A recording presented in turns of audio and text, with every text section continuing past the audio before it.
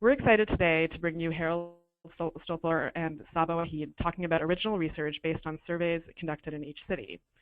In addition, we'll talk to a council member from New York City, Brad Lander, and an advocate from Los Angeles, Aiha Nguyen, from Lane. And we'll hear a bit about the national landscape from Eliane Farhat of the Center for Popular Democracy. Before we get started, just a logistical note, and that is that you can ask a question at any moment during this webinar. So we really urge you to click on questions, as you can see in this image here on the screen, and type in your question at any time, and we'll pause throughout to answer the questions that have come in. So please don't hold back. Ask us your questions. We're eager to have a conversation during this webinar. Instead of doing a traditional kind of presentation format on this webinar, we're going to do more of a Q&A. So I'll be asking each of the speakers some questions about their work, and they'll answer us, and we'll also show you some visuals to help illustrate the data and the advocacy going on around the country. So on to our first speaker. Harold Stolper is a senior economist at the Community Service Society in New York City, and he's going to tell us about a new report that they've put out called Unpredictable: How Unpredictable Schedules Keep Low-Income New Yorkers from Getting Ahead. This survey and report presents remarkable data on both the prevalence of volatile scheduling practices and the hardships that they create. And I think this latter part is particularly interesting since we don't always get that information in reports on scheduling. And they've asked about some very specific hardships and how they correlate to the employer practices around unfair scheduling. It gives us a real window into the experiences of workers struggling with such schedules. So Harold, to start us off, your report is based on data gathered from the Unheard Third, CSS's annual survey. Can you tell us briefly about the survey and who's included? Yes. Well, first off, thanks, Liz. I'm excited to share our findings and hear more about some of the work on this issue in other parts of the country. So our research is based on the Unheard Third, which is a scientific survey of roughly 1,700 adults living in New York City. So the survey is designed to elevate the concerns of low-income New Yorkers. So we include questions on the hardships they've experienced in the past year and what people think they need to get ahead. This year, for the first time, we included questions on their scheduling experiences to try to bring some hard data on the prevalence and also the impact of abusive scheduling practices. Great. So Harold, the survey asked questions about lack of advance notice and fluctuations in hours. Let's start with the lack of advance notice piece.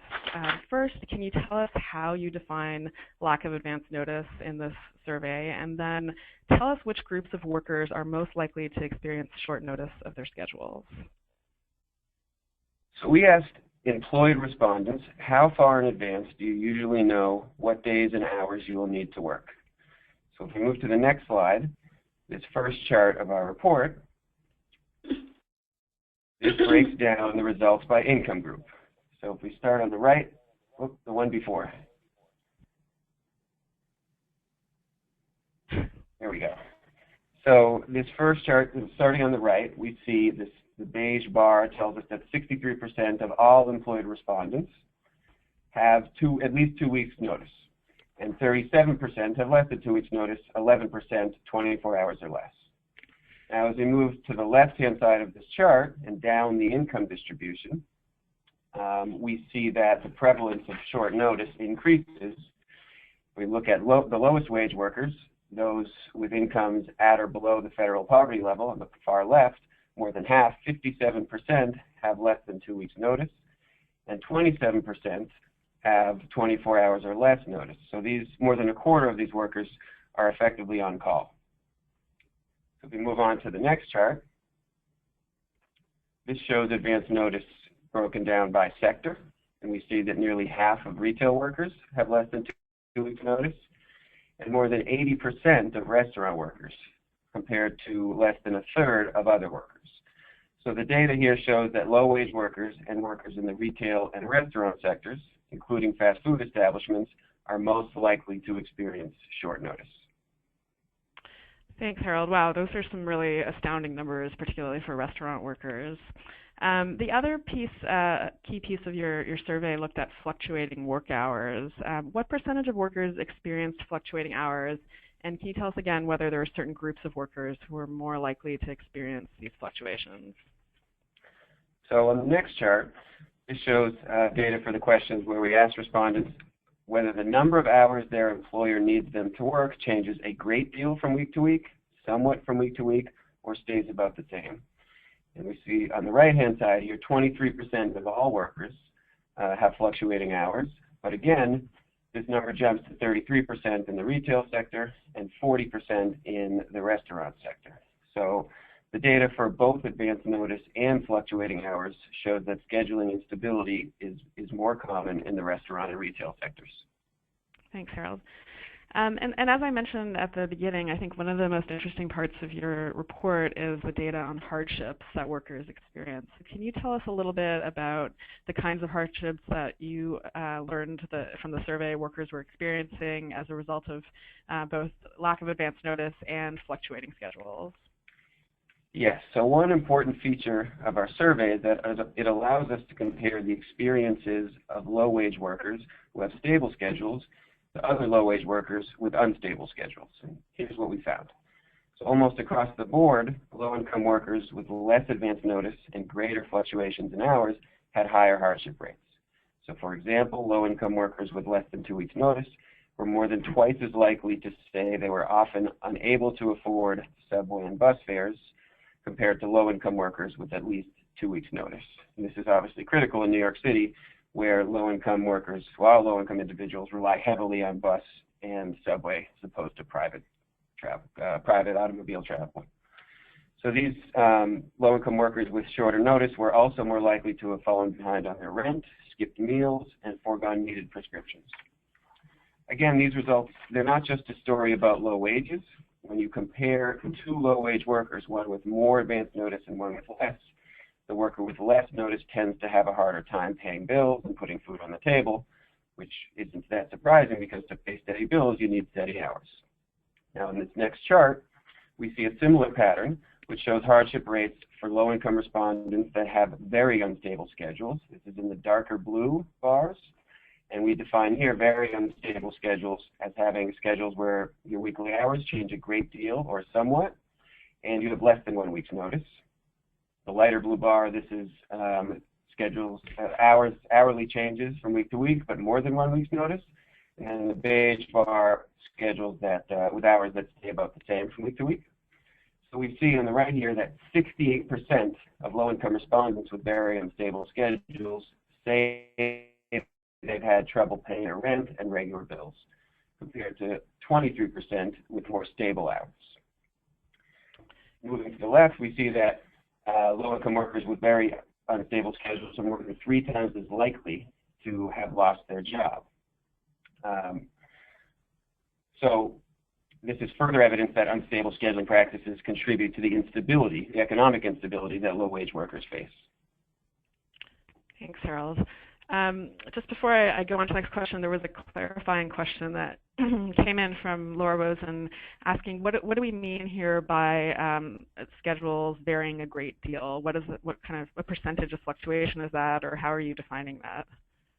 Right. So here we're not able to put numbers to that. We ask people. So this is somewhat subjective. We ask people.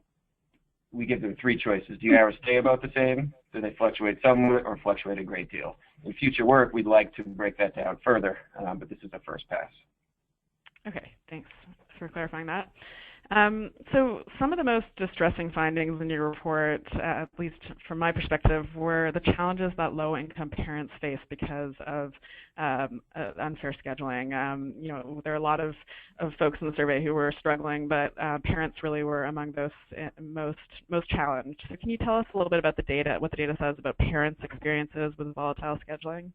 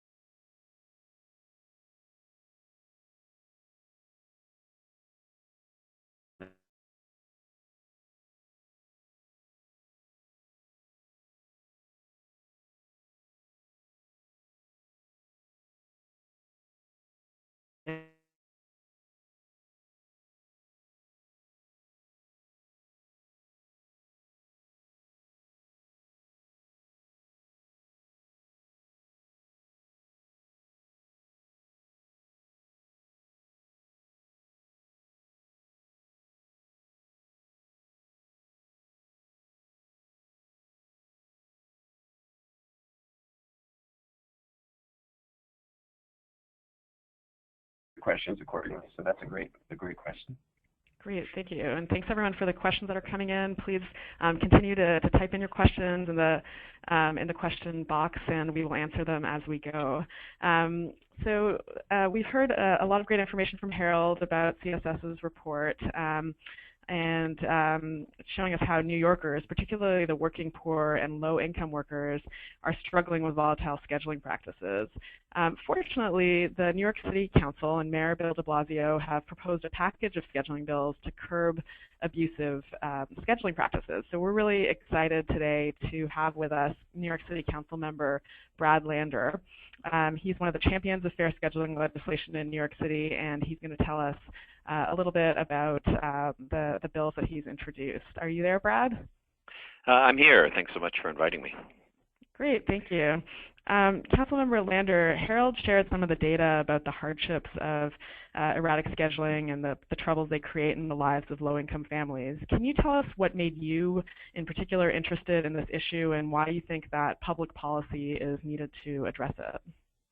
Of course. And let me just first say, you sort of mentioned at the beginning that kind of darkness we're all feeling and fighting. And I do want to say, like, to me, these are two sides of the same coin for our work. It's not that there's sort of one place where we're resisting injustice, and our work has to be both resisting injustice and showing how we can make progress. So if we're not going to have a Department of Labor that stands up for workers, because it's going to be led by a billionaire fast food CEO with a history of wage theft, we also want to show what it looks like for cities to make progress to address the kinds of issues that Harold just addressed. And Fair Work Week is a great example of where we can do that and stay, positive and building toward justice, not only fighting critical and, very important resistance and defensive fights.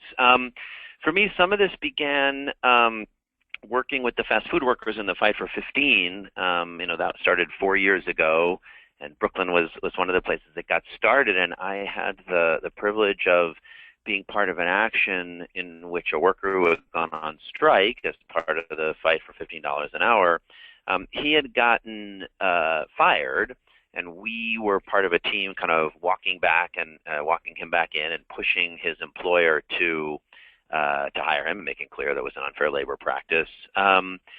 But what became clear to me quickly was that it wasn't so black and white. Like, what he really was worried about was not necessarily that he'd be fired, but that he'd just get so few hours in future weeks that even though they nominally kept him on the schedule, it wasn't going to be able to work for him. And that was really my first window. That was like Eddie Vargas at a Burger King in Brooklyn, that even having a job, even if we could get people on a path to $15 an hour, I mean, you just saw this. If you can't count on hours, it's just not a job. If you don't know, when you're working, how much you're working, you can't arrange your life. Even if you have a way of earning some other income, you can't do that. And obviously, that idea that so many people have that they would just like to have a full-time job with a stable schedule. Just people in a place that's millions of workers across the country in one of the most profitable and stable industries like fast food. I mean, this is an issue, of course, for other retail workers too, but especially in fast food. And then, as things have evolved and folks have seen that you can put scheduling software in place, this is a choice by fast food companies and other retailers, not a business necessity. It just became galling. So when we saw that Seattle and San Francisco were moving forward with Fair Work Week legislation, kind of thinking about Eddie and seeing this data that we just heard from Harold, we wanted to follow and push forward and get a Fair Work Week package in place. Thanks so much, Brad. And thanks for putting the issue into perspective in terms of the larger context that we're facing right now. Can you now give us an overview of the bills that you've introduced? And there are a whole bunch of them, so it's sort of complex landscape for folks who aren't familiar with what's happening in New York City. So can you tell us about the legislation that's been introduced by yourself and your colleagues in the council? Absolutely, and you can see, I'll give some of the details, and then the link at the bottom here gets people to both a lot more details and then also the legislation itself. So we introduced now, just before the end of the year, a 6-bill package. There's several other co-sponsors, myself, Councilmember Julissa Ferreras, Corey Johnson, and Debbie Rose. This package, we worked with the mayor's team as well. Yeah, and I'll just go through them kind of quickly, give a little bit of information on each one. So this first one, Intro 1396, that requires that fast food employers give their employees 14 days, 2-week advance notice of their schedules. And if they, and that schedule has to include most of the shifts that the employer is going to schedule during that time. And if workers' schedules shift after that, there's a premium payment that the employer has to make to the worker. Only a little bit if you add hours. Obviously, if someone gets more, takes them, and wants to add a little more, there's a $15 bump for that premium shift. But if you cancel or subtract a shift, then you have to pay $45 to a worker for each shift that's canceled or reduced. If it's more than 24 hours notice, and $75 an hour, so which is most of what you would have gotten paid for the shift, if you cancel it less than 24 hours ahead of time. So you'll have 2 weeks advance notice of schedule, and it'll those premiums will make it make sense for employers to stick to them, and obviously provide workers a little benefit if they don't. The next bill, 1388. Restricts this horrible practice we are calling clopenings, which is just having to close the store very late at night and open it very early in the morning, and not be able to go home and get a night's sleep. So just a particularly abusive scheduling practice. The next one, in some ways, is my favorite in the package. We call this one Access to Hours, Intro 1395. And again, this covers fast food workers, and what it says is if an employer has additional shifts to offer, additional hours to offer, they must first be offered to the existing employees up until the point, that they're full-time. You don't have to offer people overtime, but up to the point where you'd have to pay them overtime before bringing on any new workers, especially new part-time workers. What that means is employees who want to get more hours and work their way up to full-time would have the opportunity to do so, and that an employer can't have a business practice, fast food employer can't have a business practice of keeping many part-time employees and not letting anybody to get full-time hours. I'm going to come back to 1384. The package is a little confusing. Some of it's just for fast food workers, but we are putting in fair workweek practices for other retail workers as well. That's Intro 1387, which will prohibit on-call scheduling. We talked about that before. Harold talked about it. And we just want to make sure that for all retail workers, well beyond fast food, you don't wind up in that situation where you have to wait. You don't even know if you're going to get hours. You're told you must wait and see.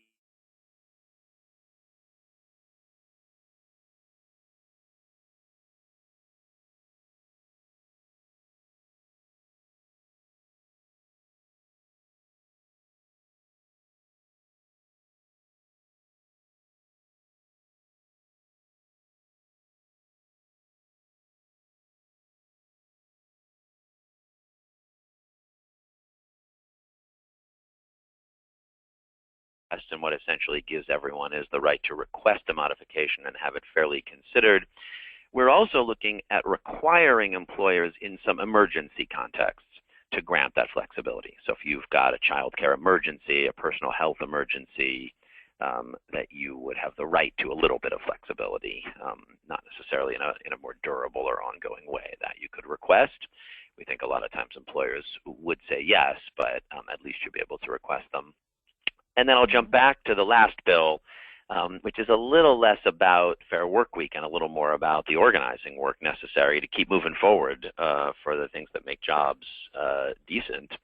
It is challenging, as folks know, to form a union in fast food for a lot of different reasons. So this is sort of a creative model that builds on the work that's been done in the Fight for 15, where it is fast food workers from so many different stores, so many different franchisers, so many different employers who are doing it and who are organizing together.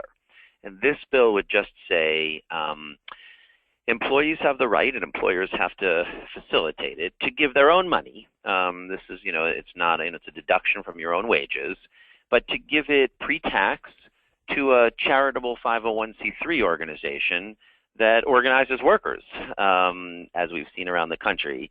And, as long as there's enough of them that say they want to do it, employers would have to enable payroll deductions to such entities, because we really think it is the organizing that has propelled us to the possibility of getting to this Fair Work Week legislation, and we want to help workers organize to keep moving forward for continued improvements in public policy.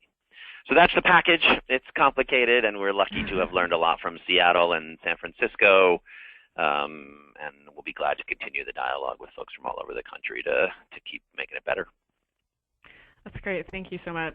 Some really interesting bills there and creative solutions. One more question for you. We know New York City has been a leader on job quality legislation in general. For example, the city's paid sick days law passed relatively recently, enabled 1.2 million workers to access paid sick days for the first time, and affected millions more workers and people in the city. Now, when paid sick days was first concerned, this is an issue that CLASP follows closely. We know that many employers said that the law would cause their businesses to close or lead them to experience major hardships.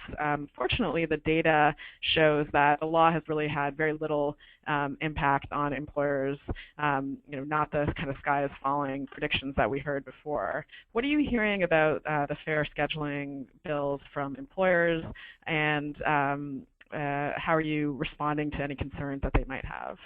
Yeah, it's a great question. I'm sitting down with some McDonald's franchisees tomorrow, actually, so we'll see what they have to say.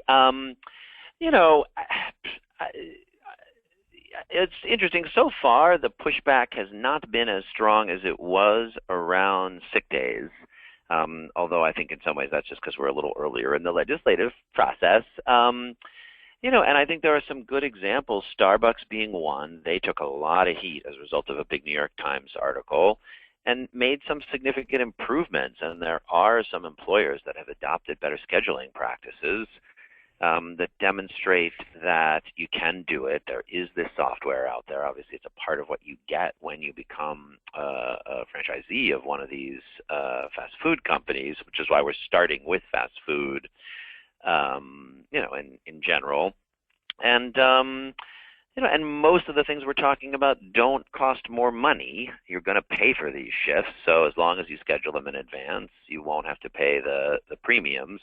As I said before, I've heard a little pushback on Intro 1395, enabling people to become full-time instead of part-time employees. In some cases, gives them employers have to, pay in for health care, and they may have their own internal policies.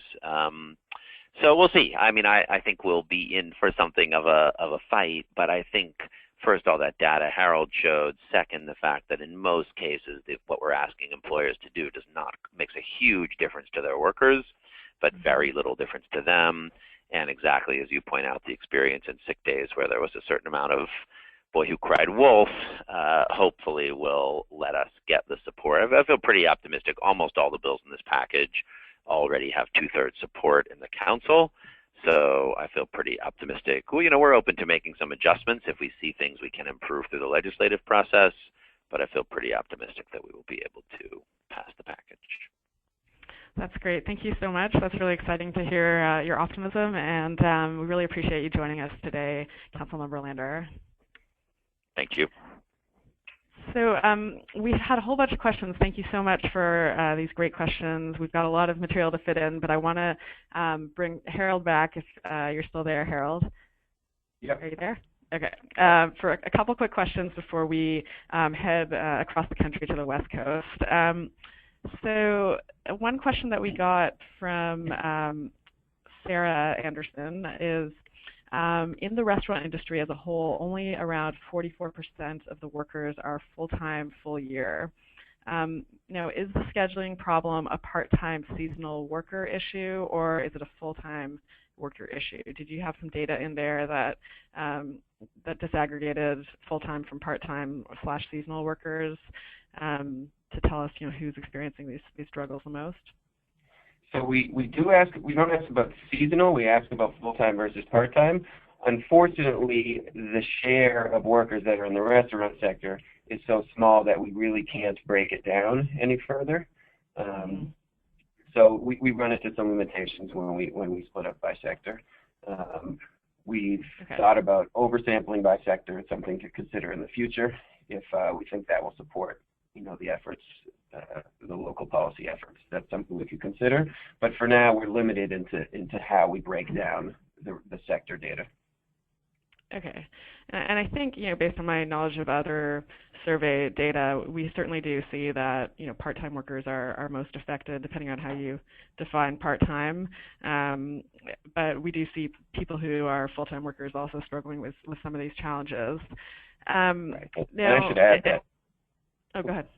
I add one more thing, that when we see that these problems are concentrated among lower-income workers, and almost all of these workers are not working full-time, they're part-time workers, or else they in many cases, they would be above the federal poverty line. So this is certainly concentrated among part-time workers, but that's about all we can say so far.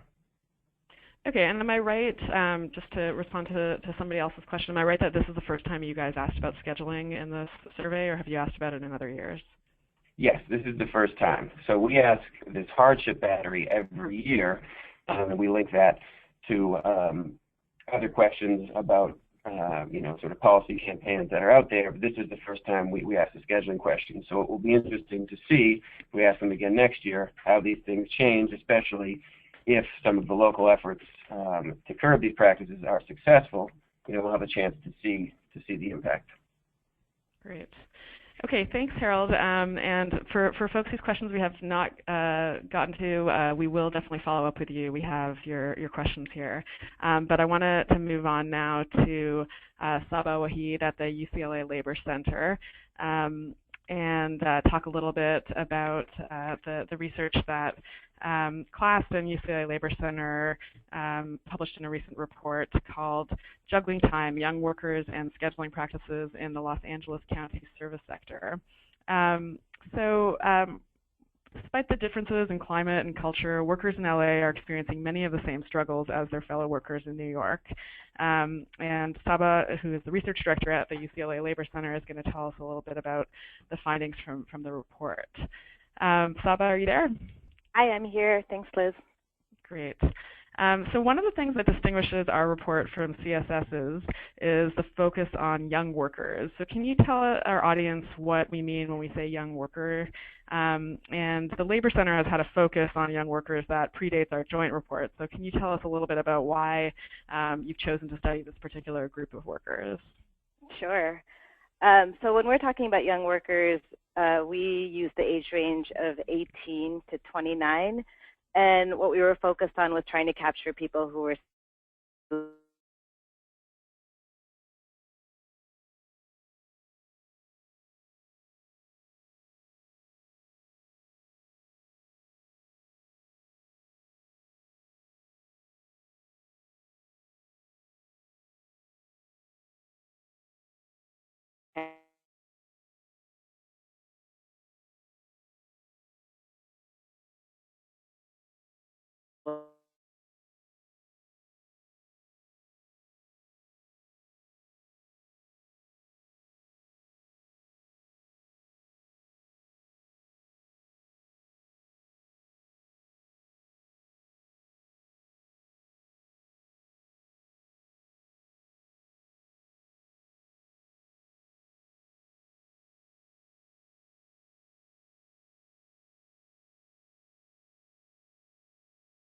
was capturing data from 550 young people here in the county in those industries.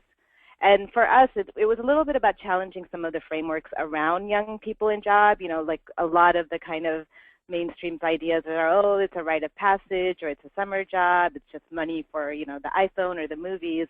But what we were really finding is how young people are needing this work for primary needs, to support their families. They may be parents, pay for school, pay for rent, and kind of in our economy and with high education costs, there's some real, this work is a core part of what they need to basically survive. It's not just kind of disposable income. Great, thanks, Saba. So let's start as we look at the data by examining how young workers in LA are faring on the issues that Harold told us about from the CSS survey. Those were advance notice and fluctuating hours. So can you tell us what the data in the Young Worker Report says? Sure, yeah, so young workers, also similar to CSS and in some cases worse, are not doing well. When it came to advance notice, young people did not have set schedules, so 9 out of 10 didn't have a set schedule. So for those remaining, they also didn't have very much advance notice, so 88% didn't receive less than 2 weeks notice. And also, very similar to the CSS study, we found that workers' schedules were also fluctuating week by week. We also asked it similarly with like sometimes, always, and never, and 82% sometimes or always had their schedules fluctuate week by week. Okay, thanks.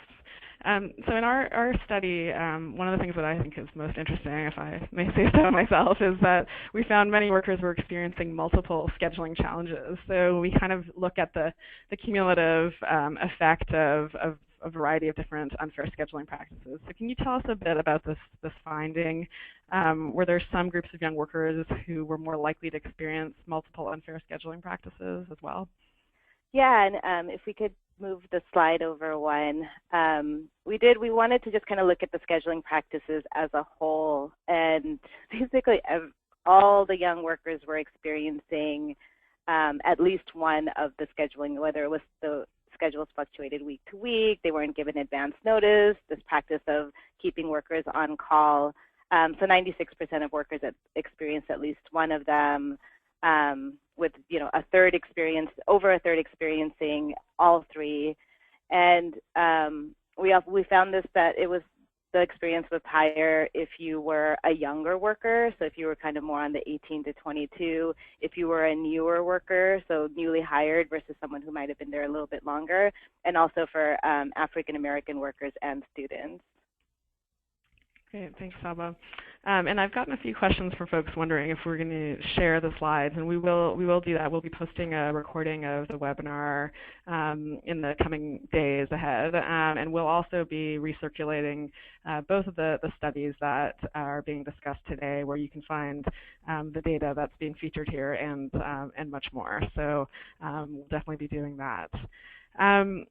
So, Saba, in addition to the scheduling challenges that we talked about, our report also covers a set of issues that we call scheduling dynamics, which, like many issues affecting low-wage workers, have a lot to do with the imbalance of power in the workplace. So can you explain the difference first between what we're calling scheduling dynamics and what we just talked about, scheduling challenges, and why they're related to worker power and worker voice?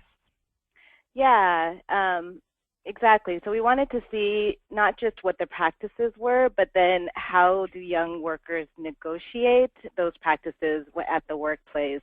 And some of that is around how much control do they have over their schedules, and then also how much input they have. And one thing I just want to say around young workers is, these early experiences shape a lot of what their work will look like in the future. So how much they're able to negotiate, how much ownership they have over their jobs can have impact on future work. And so, why we really need to make sure that these are good practices. So, we asked them things like, did they have input in their schedule? Did they have recourse when the boss would change their hours or cancel a shift? Do they feel like they can ask for time off? If so, what happened? Were there things like retaliation? Were they able to get the hours that they actually need? So, we kind of explored those dynamics and also found considerable challenges for young people there. Great. So can you tell us a little more about the data on workers' experiences of challenging scheduling dynamics? Yeah, we definitely found nearly 40% had their hours reduced without any input or schedule. We found, kind of in the earlier question of part-time versus full-time, 60% were working part-time, but the majority of those workers would actually like to work more hours. Almost a third of workers reported that their managers or not understanding when they would call in sick. Others found, about 20%, so 1 in 5, found that their hours were reduced for calling in sick. So it was just a lot of workers, again, experiencing the scheduling dynamics, and we also kind of compiled them all together and found that 93% of workers experienced at least one of the different scheduling dynamics.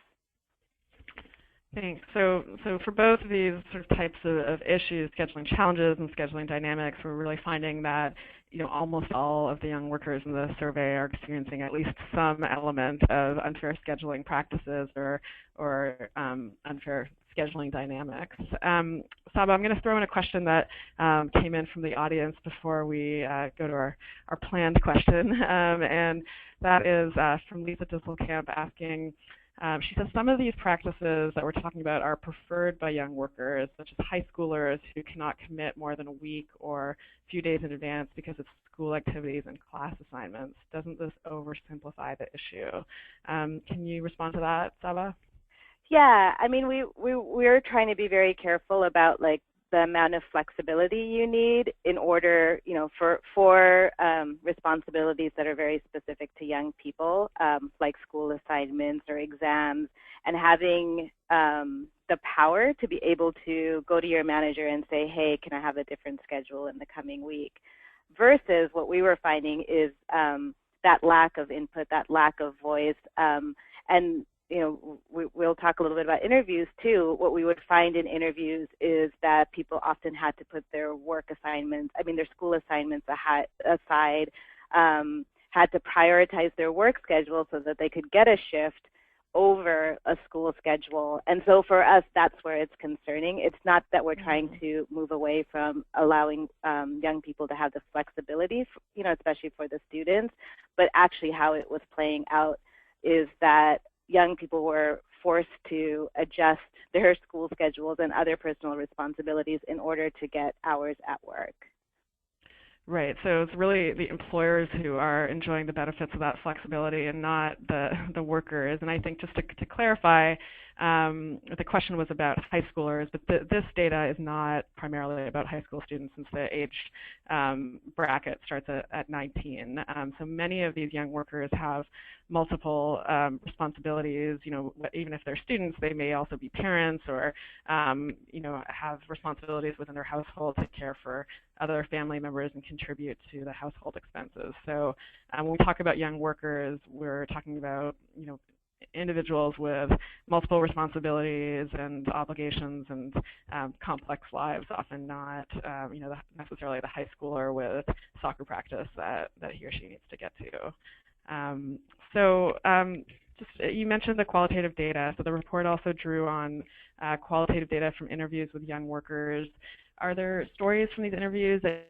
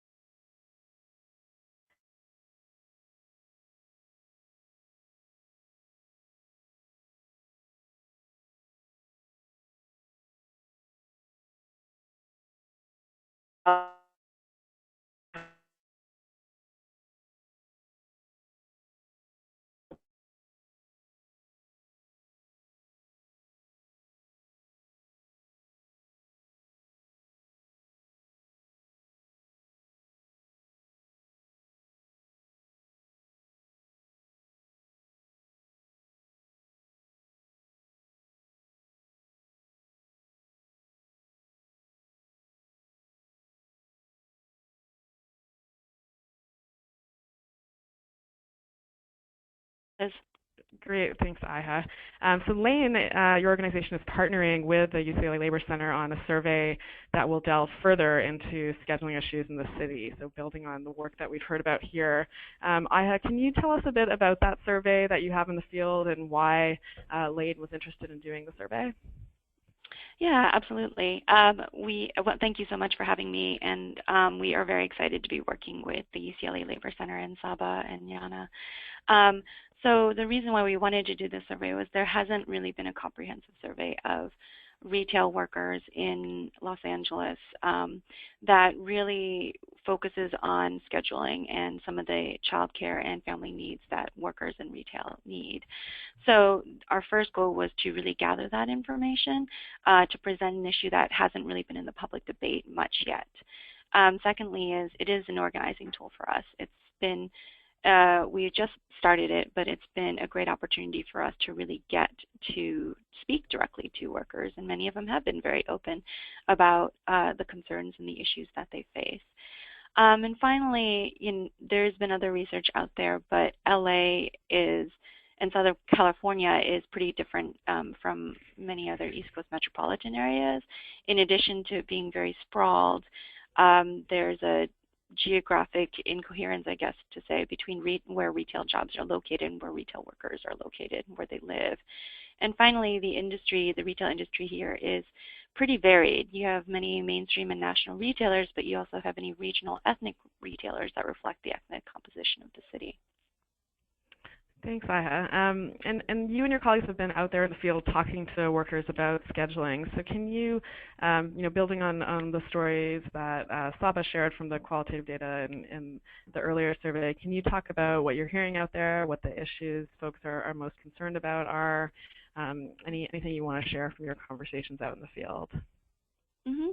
Yeah, I guess the first thing I would say, it seems like there's a difference between workers and union and non-union companies. For most union workers, we've seen that they have guaranteed minimum hours, advance notice, and a process for requesting accommodations, and of course grievances, so more of a voice on their job and on their schedules. For non-union workers, there often is no guaranteed hours. Lean scheduling was something that we saw, particularly in drug and pharmacy stores, where there were just very few people on the floor. And some workers identified that scheduling is used as a tool to punish or reward workers. In particular, one worker talked about how when she was at this company, saw a lot of young workers who came in and initially were given accommodation so that they could could they work their schedule around school. But over time, their hours were cut. And at that point, those workers, when they asked for more hours, the company told them they needed to have open ability to get more hours. So they're forced to choose between school and hours. Thanks, Iha. And you talked a little bit about how surveying workers is an organizing tool for you. Can you just say a little bit more about that and how it works as an organizing tool and how you envision it as a part of your organizing strategy? Yeah, I mean, and just the direct contact with workers is the most important thing, and oftentimes retail workers have busy lives, and especially if we're talking about scheduling, many of them have multiple jobs, and so they're running from one job to the other. This gave us an avenue for being able to talk to them, particularly on an issue that mattered to them. And Lane has been working with UFCW 770 for a very long time.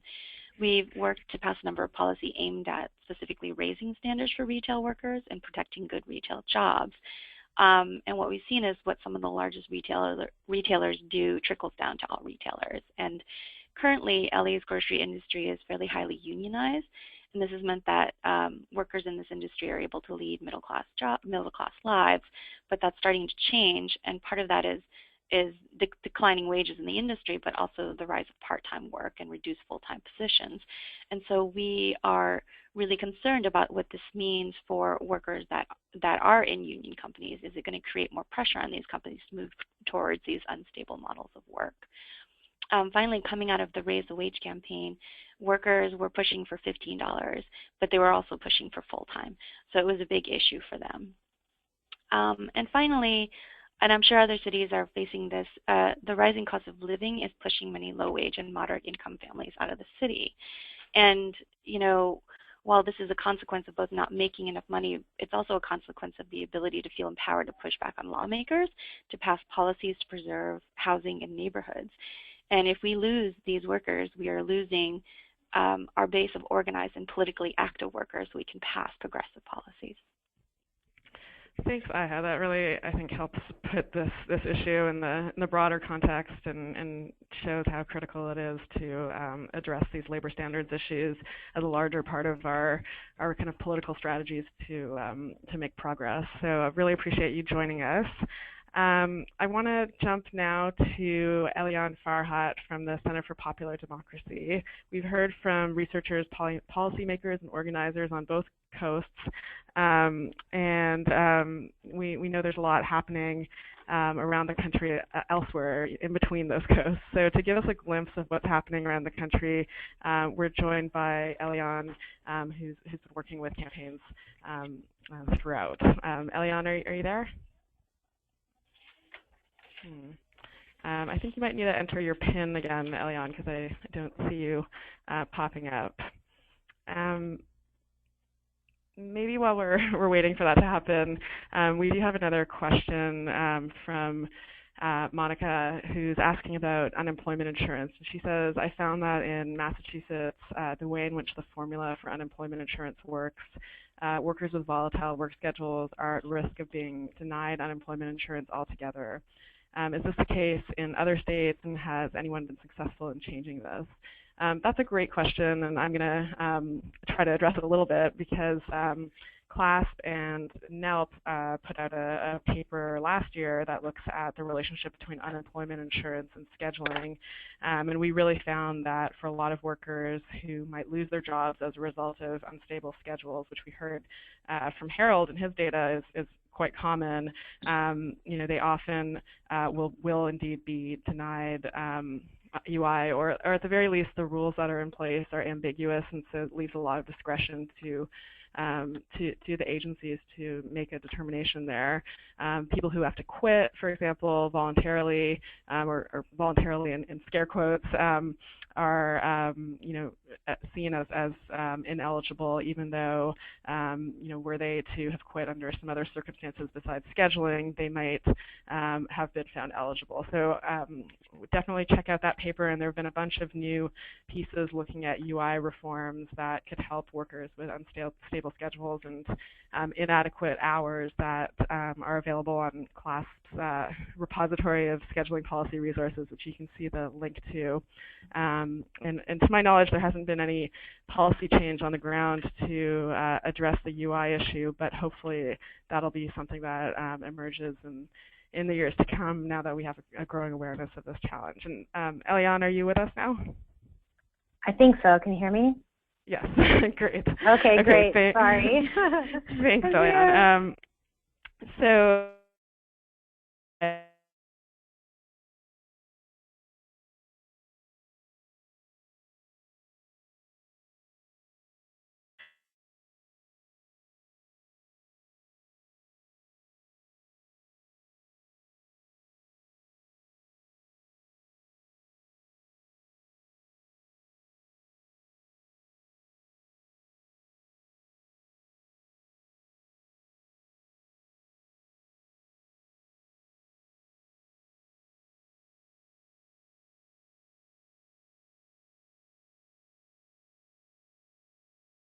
working people's work hours that needs to be addressed, and it was exciting to hear the frame that Councilmember Landers put out there of, the real call and need for regulation on this front. And there's a complementary body of research, that's led by Susan Lambert and Julie Henley and Anna Haley Locke that shows that this is good for businesses, that it works for businesses, and that they should do it. So it's an exciting moment in the movement for fair hours. In the last few years, we've seen increased pressure from, working people put on their companies, and we've seen major reforms and Attorney General taking action, leading to the end of on-call scheduling for many companies across the country. We've also seen cities really step up with some pretty amazing, groundbreaking regulations that begin to set a real standard around our work hours, catching up from when we first had them in with the Fair Labor Standards Act. So we have a ways. It's been a while since we updated our hours policies.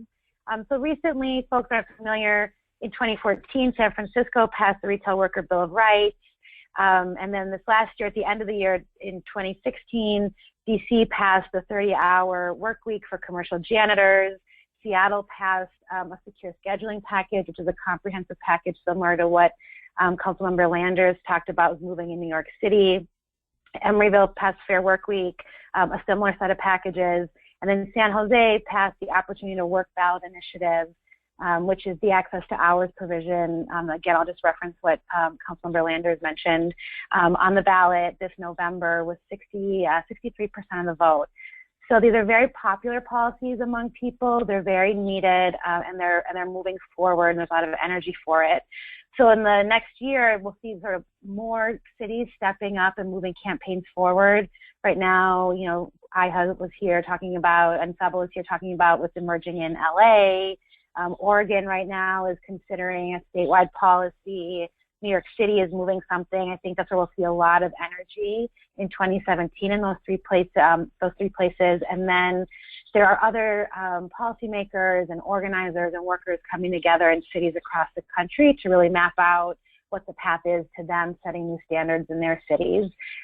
So not to be a total tease, but those cities will be emerging soon, and so stay tuned.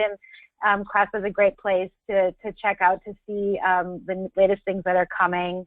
So we'll see new policies moving forward. We'll also see a lot of energy in the cities that have passed the policies to do really good rulemaking implementation, which is a really critical piece of the work, which is very exciting. And then, what we'll also see across the country, that's both a continuation of the work that has happened over the last couple of years, really increasing energy from retail workers and fast food workers stepping up and demanding change in their workplace, a continuation of that, and probably even increasingly as the climate in the country, further demands it with less hope at the national level.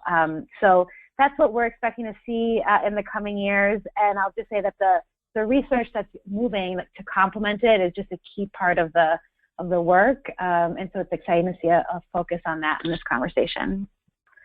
Thanks, Eliane. And we had a question come in that I think you might be able to address from John Zarolnik in Los Angeles. And he said, can somebody talk about enforcement? And you mentioned rulemaking and implementation in your last answer, Eliane. So he says, for things like clopenings and schedule changes, I assume it's a matter of marshaling evidence with some adjudicating entity. What about access to more hours? How does an aggrieved employee challenge this? Yeah, so was someone going to say something? Or should... Go ahead. Okay. So in each of the policies, legal experts take special care, both from advocates as well as with the cities, to make sure that the enforcement piece of the policy is very strong and good, and has very clear record-keeping requirements. And so, just like the way you would prove a clopening violation or any other violation of the new standards, access to hours has a set of data that can be looked at to determine if that's been violated. And so there's a very much more in-depth answer that I'd be happy to sort of take offline, but it's a very important thing that we take a lot of care for. And then the other thing I would just say is that as cities are passing policies, there's really increased attention and energy and resources flowing into the city's ability to enforce these laws and their capacity to do it. And in all the places where the Fair Work Week policies have passed, there's sort of a real level of attention and investment happening there to make sure that access to hours and other policies can be enforced. Great. This is Brad Lander. I'm sorry to have, but I just want to add on to that. I'm sorry, I know it's not quite my turn, but go ahead. So, one thing that Seattle and San Francisco and New York also have in common is that we have all recently established new city Office of Labor Standards, or here we call the Office of Labor Policy and Standards.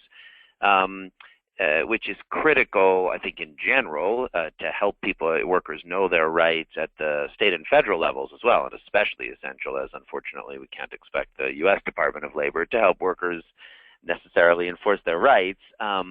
But that, in our case, is who's enforcing our paid sick days law and our transit benefits law, a new law protecting freelancers from getting stiffed, and also we'll be doing our Fair Workweek enforcement. So we are, we want to preserve a private right of action as well, but we're building out a strong enforcement arm for the Fair Workweek package. I mean, obviously, in each case, documenting and proving, obviously presents the challenges that Farhad was speaking to, but having that office at the city that comes to step up and protect worker rights important in this package, but a part of building a broader strength for cities to protect workers as well.